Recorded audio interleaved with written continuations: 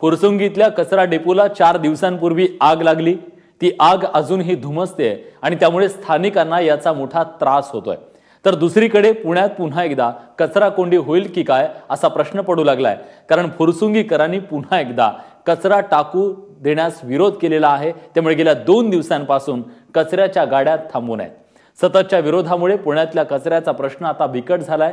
त्यामुळे आता कचरा प्रश्नावर काय तोडगा निघतो याकडे पुणेकरांचं लक्ष आहे। दरम्यान या सगळ्या प्रश्नाच्या संदर्भात अधिक माहिती देण्यासाठी आता आपल्यासोबत मिकी घई आपले प्रतिनिधी आहेत। मिकी, पुण्यातल्या कचऱ्याचा नेमका प्रश्न आता कसा आहे? कचऱ्याच्या गाड्या कुठे थांबून आहेत आणि त्याच्यावर मार्ग काढण्यासाठी काय प्रयत्न केले जात आहेत?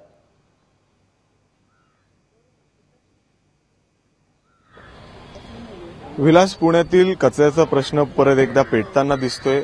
गेल्या 4 दिवसांपासून ज्या ठिकाणी पुणे शहराचा पूर्ण कचरा टाकला जातो ते फुरसुंगी कचरा डेपो, त्या ठिकाणी पूर्णपणे ग्रामस्थांनी कचऱ्याच्या गाड्या येण्यास त्या ठिकाणी विरोध केलेला आहे। कुठल्याही गाड्या त्या ठिकाणी येऊ दिले जात नाहीयेत आणि त्यामुळे पुणे शहरात परत एकदा कचऱ्याचा प्रश्न पेटताना दिसतोय। पुणे शहरात पूर्ण म्हणजे एका दिवसात जवळपास 1600 ते 1700 टन कचरा दररोज जमा होतो। त्यावर फक्त 500 ते 550 टनावर कचऱ्याची प्रक्रिया केली जाते। इतर कचरा ओपन डंपिंग केला जातो। त्या ठिकाणी फुरसुंगी कचरा डेपोमध्ये तो कचरा केला जातोय। परंतु 4 दिवसापूर्वी फुरसुंगी कचरा डेपोला आग लागलेली होती आणि त्या ठिकाणी त्यानंतर ग्रामस्थांनी विरोध केला। कुठलीही प्रक्रिया त्या ठिकाणी केली जात नाही, फक्त ओपन डंपिंग केलं जात आहे आणि त्यामुळे लोकांनी विरोध केला आणि त्यानंतर त्या ठिकाणी आता कचऱ्याच्या गाड्या जात नाहीयेत आणि पुणे शहरामध्ये जागोजागी कचऱ्याचे ढीग जमा झालेले आहेत।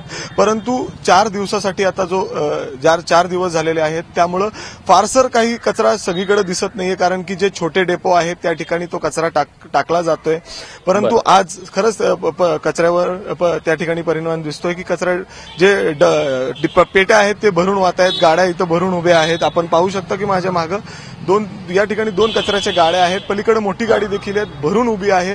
परंतु या ठिकाणी ऑफिसरला विचारलं जातं की कचरा न्यायचा कुठं, म्हणजे डंप कुठं करायचा, डंपिंगचा मोठा या ठिकाणी प्रश्न आहेत। बरेच गल्लोगल्ली देखील अशाच प्रकारे मी आता पाहिलंय, बरेच गाड्या त्या ठिकाणी उभ्या आहेत। कचऱ्याचा प्रश्न तसंच परत एकदा पेटताना दिसतोय। जी 4 दिवसा अगोदर आग फुरसुंगी कचरा डेपोला त्या ठिकाणी लागलेली ती अजून देखील विझलेली नाहीये। त्या ठिकाणी अजून देखील मोठ्या प्रमाणात धूर होतोय, त्यामुळे ग्रामस्थांना त्या ठिकाणी मोठ्या प्रमाणात त्रास सहन करावा लागतो, श्वास देखील घ्यायला त्यांना त्रास होतोय। त्याचबरोबर सासवड रोड जवळच आहे, हायवे आहे, त्या ठिकाणी देखील ट्रॅफिक सारखं त्या ठिकाणी जाम होतोय ते कचरा डेपोमुळे। म्हणूनच त्या ठिकाणी आता परत एकदा फुरसुंगी गावकऱ्यांनी विरोध केलेला आहे आणि परत एकदा पुणे शहरातील कचऱ्याचा प्रश्न पेटताना दिसतोय। हा प्रश्न पेटलेला आहे आणि त्याचा जो धूर आहे तो धूर फुरसुंगीकरांच्याही नाकातोंडात जातोय आणि उद्या तो पुणेकरांच्याही जाणार आहे। धन्यवाद तुम्ही दिलेल्या सगळ्या सविस्तर माहितीबद्दल।